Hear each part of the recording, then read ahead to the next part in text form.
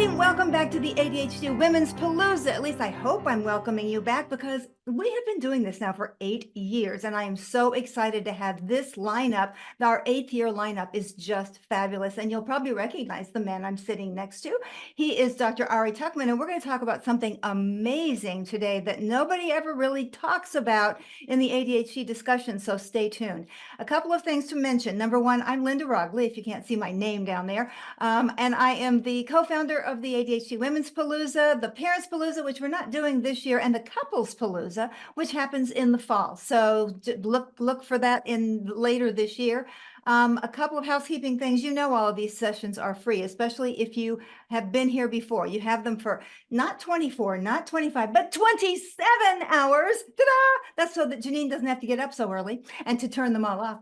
And then you can also buy all of the sessions if you'd like to for half price. And we've never raised our prices in 8 years. And I think that's a pretty darn good inflation beater, if I do say so myself. $97 for almost 30 of these recordings. It's just amazing. So anyway, don't forget as well, we always have the pink ticket affair. The pink ticket party is on Saturday. That's when you can talk back to some of our experts, ask questions of them, ask questions of me, and then we'll have some opportunity for you to talk to each other. We go do a couple of short breakout rooms, because of what I really know about ADHD is that we really need to speak to each other about it so that we really understand that we get each other. So anyway, without further ado, let me reintroduce you to Dr. Ari Tuckman. I'm not going to read you his whole bio, because I just want you to know how special this man is. I met him, a decade or more. I don't even know how long. No, A long, 20, yeah, 20 years, 15. exactly. It feels like I've known him my entire life. He is one of the most articulate and the most fun and the most well-informed experts that I have ever met. And I've talked to a lot of experts, so that's saying something. He is a psychologist. He presents internationally. He's an author. He's written 4 books, and the most recent one is about sex and ADHD. So it's like between the covers ADHD. He's also an ADHD thought leader, and that's what he's bringing to the table today. He's given more than 650 presentations. When I met him, I think it was only like 150. So it's not a lot in the last 20 years. He's done podcasts. He has a great podcast, so check that out. He's done it in America. He's done all these interviews. I didn't mean done it. In 9 other countries, and he gets phenomenal reviews because he takes a lot of complex information, which we do have a lot of it, and he brings it into language and explanations that we lay folks can really understand. Let's see, he's been in private practice for 25 years. He's had more than 40,000 client sessions. Wow, that's pretty impressive, Art. And he's a former board member of PSY.D. He serves on the conference committees. Hey, he's done the conference single-handedly sometimes, I swear. And he was awarded the Hall of Fame Award, which is the highest award that PSY.D. gives. He earned that last year, so congratulations for that. He, of course, is interviewed by lots and lots of important people, but none more important for us than today. So his Yes, and none more fun. Thank you. That's good. I love that. That's what we try to do. You know, I just want to say that I listen to a lot of interviewers, and they interject a lot of their stuff, and like, that's not what I want to hear. I want to hear from the expert. Now, sometimes I do that, and I'm sorry about that. But sometimes I just want to sit back and let you guys shine. So that's what I want for you, for all of you listening and watching. I want you to be able to hear from Ari after I shut up. What we're going to talk about today is something that is and Ari, I mentioned this before we started the recording. This is something that we all talk about, all of us ADHD experts talk about, but we never really talk directly about it. We just skirt Right. the issue a lot. So tell us what this issue, Ari. I'm not going to introduce it. You introduce it, because you can do it in your Sure. individual style. Yeah, no, and you should interject. You always bring out the best in me. So I want to throw it around a bit. So what we're talking about, it is definitely not a new topic. Like, it is not in any way a new topic in ADHD or the world, which is, what do you try to change? What do you try to accept? I mean, it's still serenity prayer, so certainly in, recovery circles, it's a big deal. Definitely in terms of couples, it's a big deal, because as much as we all have I'll just say, a list of hopes and dreams for what our partner is going to do and how they're going to be. Like some things get better, but like honestly, happy couples, it's not that everything is better. It's that they found a way to change the things they can and to kind of focus on what they really like and how they do well with each other and to sort of accept the other things that are still there. I wish it was different. It's kind of annoying, but like I can live with it.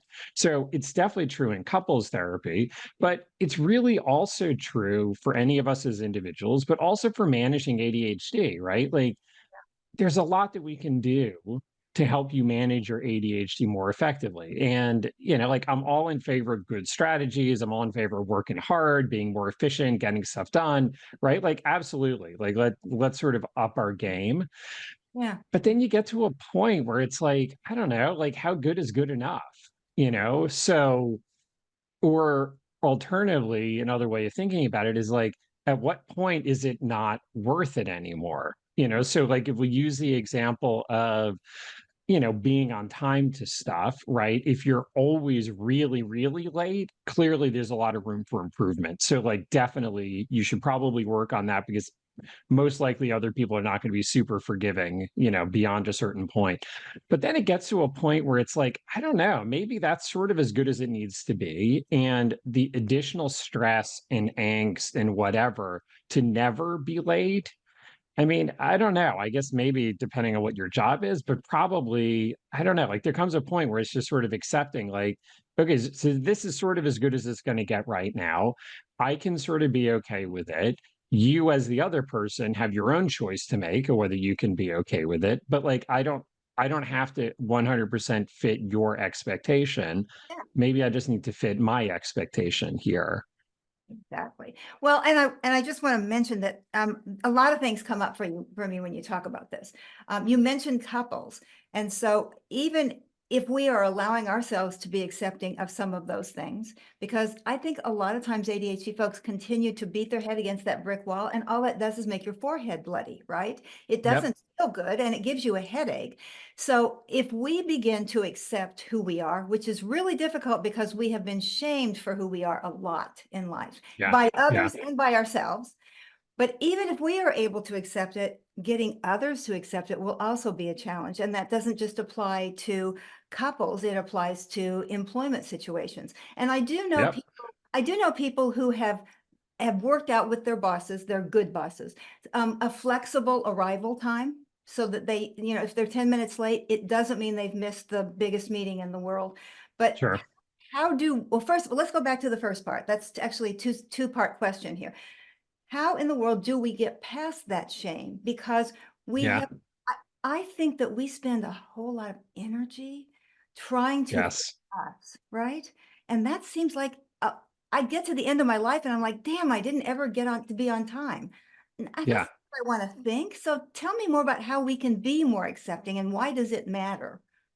Sure. Well, and that's the other thing is like, is your headstone going to say, Linda Rogley, boy, was she good at being on time? Like, is this going to be, a line in your eulogy that people are going to be like, the thing I always loved about Linda, boy, was she timely, right? So, but, but I do think that this shame is exactly like this is the heart of it, right? This is really kind of why this is important is if you over focus on the change side, I need to be better and different in this way, right? I need to sort of fit this kind of standard expectation, whatever that means. But like, Right. this standard expectation for like what is like the right way Yeah. to be or to do things, it does leave you then in this position of either falling short because you're not hitting the mark as often as this kind of external idea says, or you're kind of killing, you are hitting the mark, but you're kind of killing yourself to get there, and it even then it doesn't feel like a victory because you're like, yeah, but other people don't have to work this hard, so there's still something wrong with me, Yeah. so this is where this sort of acceptance comes in of sort of recognizing I wish this was different. I wish I was better at whatever this is. I wish I didn't have to work as hard as other people do. And Mm. yet, here we are. Yeah. I don't love it. Like, if I could wave a magic wand, I'd gladly change it. But, like, I'm not going to burn energy on wishing this was different. I'm not going to sort of, you know, beat myself up about the fact that this is still hard for me. So this is sort of who I am. And like, again, I can sort of be okay with that. We don't have to be all things to all people. We don't have to be perfect. We need to figure out kind of like, who am I and what's my place in the world? And, you know, it's so that's the sort of inside job, like one person within themselves. Now, obviously, unless you live on on an island by yourself, you are interacting with other people. So everybody else is 100% entitled to their opinion. They can feel anything they want about what you do, but you don't have to agree with it. Now, you might have to deal with it. So if you have a boss who's writing you up, right, that's an issue, right? That's a Yeah. tangible impact that you need to deal with. And it might be that you try to work it out with that boss. It might be that this is not the boss for you, right?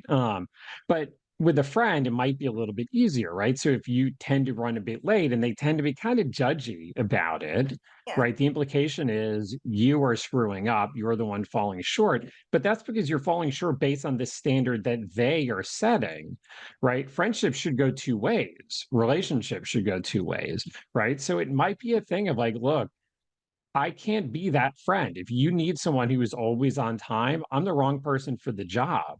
If Yeah. you can enjoy the rest of who I am, if you can be okay with me being late sometimes, if you can recognize the fact that I get it and I work really hard at it, if Hmm. you're okay with me texting you, by the way, I'm running late or I just left, you know, you Yeah. should leave now too, right? If that works for you, we're going to have a good thing going here. And if it doesn't, I don't think we are good with each other, which is very different than there's something wrong with you for being a crappy friend. Oh, I'm so glad you said that because what I jotted down, and the reason I looked down, I just want everyone to know I'm not ignoring you. I'm just writing down things so I don't forget them. You can understand that because you probably have Yeah. ADHD as well. But what I wrote down was no ridicule. Like if a friend Mhm. says, "Oh, it's okay, you know, you can be late, no problem," but then snickers about it and makes fun of you to other people behind your back or right there in front of Yeah, you, yeah. that's not accepting either. So I love Right. that we have, I think for especially for ADHD folks, we tend to think, oh, if I let go of this friend, I'll never find another one because we have Yeah, trouble with yeah. friend relationships, right? In some respects, because we're late or we're too loud or too whatever. So it's not true that you can't find another friend. And it also is true that a lot of us out there are looking for friends. So why don't we just get together, right? All of us ADHD folks, we can, Sure. when people show up late, I used to run a support group here in live and in person before all the COVID stuff. And people, we ran it from 7 to 9, and some people would come in at quarter to 9. And I'm like, it's ADHD. Come on in. So what, you know, but they're coming in kind of, oh my God, oh my, you know, they're freaking out. I actually had one woman, I just have to do a little diversion here. I had one woman who thought she was at the right place and she went to someone else's party. And they didn't even know who she was. And she's like, oh, I think maybe I'm in the wrong place. And so then she came, which is a good reason to be late, but an interesting Yeah. ADHD story. So let's go back to acceptance again. Um, there's a great book out there called What You Think of Me Is None of My Business. And I don't, the book is not all that wonderful, but the title is I dynamite. love that. I Yeah. love that. Exactly. So it's partly true. You said you're mentioning this with friends, but you know what? It's also true with intimate relationships and Yeah. even family members. These relationships can be toxic, especially if we're trying our level best to get in the door and try to make things better for the relationship Yeah. and for them too. I mean, we're partly, let's face it, if we didn't have all those standards out there, we would just dawdle around, right? We would never have to worry about being on time. It's somebody else who Yeah. said so. It just seems like there is a lot of room for misunderstanding of this. I talked to somebody, just somebody who's thinking about coaching with me recently, and she said her husband knows more about ADHD than she does because he's researching it to death because he thinks if Mm. we know enough, that's enough to, Oh, yeah, yeah. How do you yeah. feel about Yeah. that? I mean, it. first of all, it's not uncommon, whether it's ADHD or anything, like it's an attempt to try to get a sense of control. Yeah. Yeah, it's an attempt to sort of manage anxiety and feel more on top of it and less lost to it. So Yeah. like I get it. But the thing about the acceptance is it's not just an ADHD thing, right? It's also a thing for the other person, right? So that sort of being critical and judgmental and frustrated and disappointed, like that's not working for them either. Like granted, it gives them the moral high ground to be kind of a jerk about it, if you know what I mean. But it doesn't actually sort of help their situation. So, some understanding and acceptance is helpful for them too, right? This is the power of an ADHD diagnosis, not just for the person who has it, but also for the family members who realize, like, oh, you do try really hard. It's just your trying hard doesn't add up to as much in this way, getting organized, being on time, remembering things, whatever, right? It doesn't add up to the same amount the way that when I try hard at this, because this stuff is easy for me. Right. So it helps them sort of depersonalize it. It helps them like not stick to things that don't work. Yeah. So I mean, it's like the classic thing of in the morning, hey, don't forget to get the milk on the way home. I mean, it's a nice thought, but is anybody betting money on that? Yeah. Anyone taking what are the odds on that bet? 1,000 to 1, as opposed to if I want you to remember the milk, I might tell you in the morning, hey, by the way, but I'll set a reminder for myself, or I'll ask you to set a reminder, Yeah. or I'll remember, and at 5:30 I'll text you on the way home or call you, or right, like yeah, it's a little bit more work, but then you actually get milk in the fridge, right? If that's the thing that matters more, and if it's worth it, then do it. It's certainly less work to call your spouse and remind them about the milk than it is to drive out to the store yourself. Of course. Of course. And Yeah, there's that level of frustration with ourselves because we need all of this extra stuff. And sometimes our friends or partners or family members are unwilling to put in that extra effort. But as you say, depends on the end result. What do you really want here? Do you really want to make everybody feel bad because you never remember the milk? Never in quotation marks. yeah, Um, or do you want milk in the refrigerator? And I totally get that. When you talked about that, it reminded me of if you have poor vision, no matter how hard you squint, it's not going to make it better. sure. Yeah, And you have to wear glasses. So the glasses are the equivalent of our strategies. But sometimes even yeah, with my glasses on, I don't see things. I can't read like 2-point type with my glass, no matter how strong my glasses are, right? yeah, So we have to balance that, right? We have to balance it for ourselves. And that what I just want to be clear about is I just want to check this with you. You are not saying just give up all your strategies and just be who no, you want no. to say. You just have to love me this way. Yeah, no, absolutely not. I mean, it's sort of one of those things you got to be working at least as hard as other people on managing your ADHD or your whatever, right? Right. So it's sort of I'll steal a line from Jessica McCabe. This is me trying, Thanks. right? Like it's not just that you got to do this stuff, but you got to make sure the other person understands that it's not for lack of effort. It's not for lack of sort of empathy or understanding. It's not for lack of I'm really trying here and I understand. It's just that this is still hard, right? So when you put in the extra effort, that makes it easier for them to feel like they can put in some extra effort because we're all sort of sensitive to fairness in relationships, and if it feels like you're working harder than the other person, that's a crummy deal, right? Yeah. And that's where the resentment begins to sort of creep into that space. Okay. So if I'm working really hard, and let's face it, there are a lot of things it's hard for me to understand and believe, to tell you the truth, that things like that are easy for other people. It's not in my vocabulary, it's not in my brain function. So it's hard for me to recognize it, even though I understand the expectation. And you've used that word a couple of times because that expectation is usually outside, but after a while, as adults, we begin to take those expectations internally. Yeah, So definitely. I'm circling back around to the first piece of how we do this so that it works for us. Like I can't say, okay, well, what the expert said is it's okay to be 6.5 minutes late. That's not going to work for everyone. We have to figure Sure. out what's going to work. And some people with ADHD are always early. They either overcompensate or that's just how they work, right? So Yeah. how do we figure this out for ourselves? And most importantly, which things do we accept and which things do we not accept?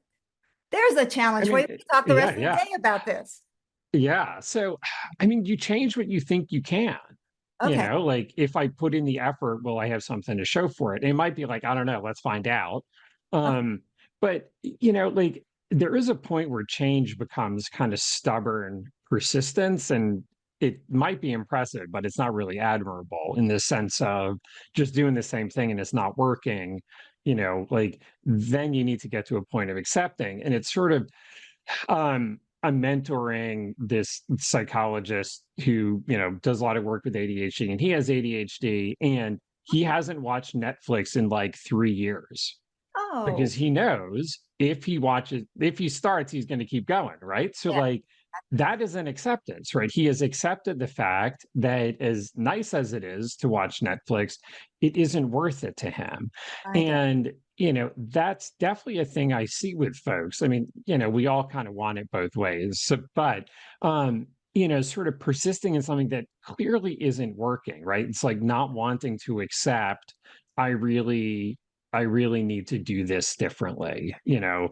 whether it's about bedtime or using their schedule or staying organized, like whatever it is, right? Just sort of accepting, like, damn it, I hate this, but also I really should.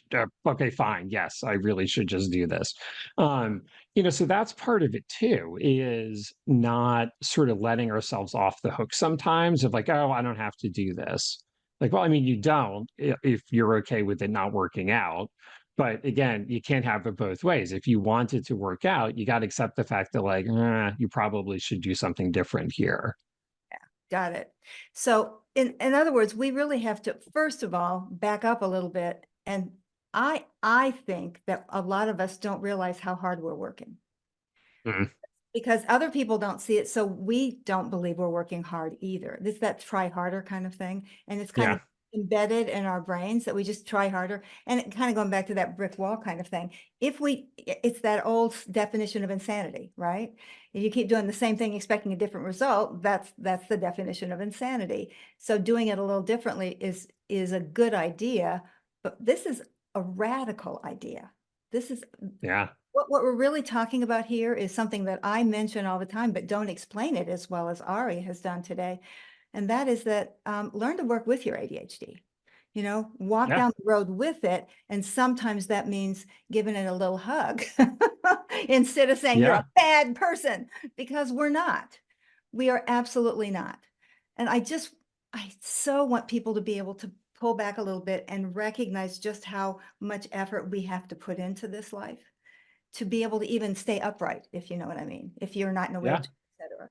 And then you can make choices, right? We have to recognize that first. Can you talk a little bit about how hard we work? Yeah, I mean, I think so. I think that's a really important point, right? Because people sort of look at what the output is, Yeah, yeah, and then from there they sort of like, you know, I don't know, assume what the effort was. yeah, So if something is easy for me to do and then you do it, like we have a bias. It's like, well, I don't know. So that wasn't a big deal. But like that might have been the thing that's really hard for you to do. yeah, And you busted your ass getting it done, and by contrast, something that's easy for you and that I'm really not good at, it would be, flipped over. So I mean, this is a bit of a silly example, but I don't know, like a year ago or something, I was at the gym and I was doing, dumbbells overhead mhm. press. And I look to my left and there's this huge dude. He's probably twice my size and half my age. And he was doing twice the weight I was doing, right? Literally twice the weight. And I was like, oh, well, like that guy's massive. Like I can't even compete with that. So like, I mean, we're both working hard, right? Of course. A few minutes later, I look to my right and there's this short, skinny guy doing half my weight. So it's like, okay, good. We all Perfect. have our place in the world. So, Yes, we but it's do. just this kind of funny, like, example because it was literally like double and half. It just in stark contrast. But the thing of it is, if you measured our heart rate, we're probably all about the same, right? Because we're all working at the edge of what we can do for whatever number of reps and sets. Um, so I think that part of this then is to know, sort of separate from the output, to know this is something I have worked hard at. Like I am working hard at this. I might wish I had more to show for it, but I know I'm working hard at this. And to sort of notice it and to give yourself some credit, because it's really easy to kind of chuck that away and just focus on the falling short part. Yeah. So to sort of feel that within and kind of again like hold on to that credit, don't give the credit away too easily, and grab on tight to the failures. So hold on to that, and then maybe perhaps if relevant, sort of let the other person know, like I get it, like the output could have been better, but trust me, I'm working hard here. Now, I'm not saying that someone should throw you a parade just for showing up on time somewhere, but Right. like I think it's important that they recognize the effort that you're putting in, because again, back to that fairness thing, for them to feel like, okay, I can give a little bit more grace or I can be a little bit more generous here because I know that you're putting in the effort. This feels fair to me then. Right, I got it. And again, I want to go back to this doesn't just let us off the hook. Trying hard, we wear out pretty quickly. Takes a lot of mental energy just to function in an everyday world. And then when we Yeah. get to a big project or something, it's even more. I mean, I'm thinking about my organizing groups when the people in the groups are making decisions, which decision making is so difficult, especially when it's Yeah. your stuff and you don't know whether you want to keep it or leave it and all that stuff. But when we are using so much physical and mental energy, we may tend to want to give up. And our previous experience of that is, no, no, no, I have to push on through, which is why we work at 4 o'clock in the morning, even though Mhm. productivity has been shown to go way down. Sure. If you stay up that late, we think we have to do it, which is again part of the pulling back and seeing, well, when am I working hard and when am I just saying I give up? I Yeah. it's amazing to me that ADHD folks have kind of a dual way of handling difficult topics. Sometimes they dig in, and sometimes it's like, I'm going to do this no matter what, I'll never be hungry again, as they said in Scarlett O'Hare.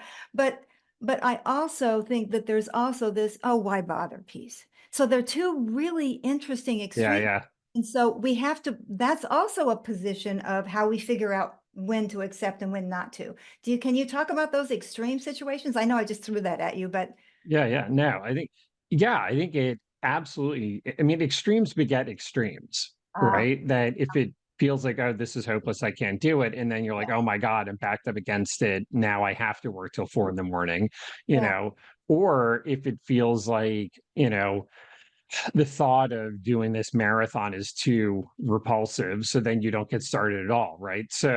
Um, but I think that it's like finding that middle ground and to mm, really sort of be clear about like the mental effort of getting things done and of making decisions, right? And we have a finite amount of mental energy in a day. mhm, So to sort of be aware and to sort of protect it. And, I'm a big fan of sort of streamlining your processes. Another way of putting that is I can be impatient. So, like make it as smooth, make it as easy, make it as efficient as you can. So it takes less mental energy to sort of like keep yourself on track or to like go over and chase that thing, like, oh, where's that thing again? yeah, It's also every time you go off on something, you may not come back. So really being intentional about your processes and also being sort of intentional about what you take on and what you let into your life. Like lots of things are interesting, but some things deserve your attention more than others, right? And to not be pulled in too many directions. So it takes too much effort, which again, back to the change accept is to sort of accept like, that would be sort of a cool thing to do, and that would be interesting or whatever. And also, not gonna. I'm just like, I'm letting that go. Like, so I don't know, as an example, I don't do any social media, like zero. yeah, I understand the value personally, professionally. I just don't want to spend the bandwidth, right? I have enough other things. It just doesn't make the cut. Like there is a loss in that, which I accept. And also I'm okay, fine. Like I'm okay. I'm good. Yeah. So yeah, so like we all make our choices. Of course, of course. And that what I just jotted down was that we can have guilt about not proceeding with something, and that's something that we can address, that one thing. But what Yep. this also sounds, and I put in gigantic letters, that this is all about the should. I should Mm, do that, and I shouldn't do this, and I should do that. And that's that thing stamped on our forehead. And that's what leads to a life that is less well lived than it could be.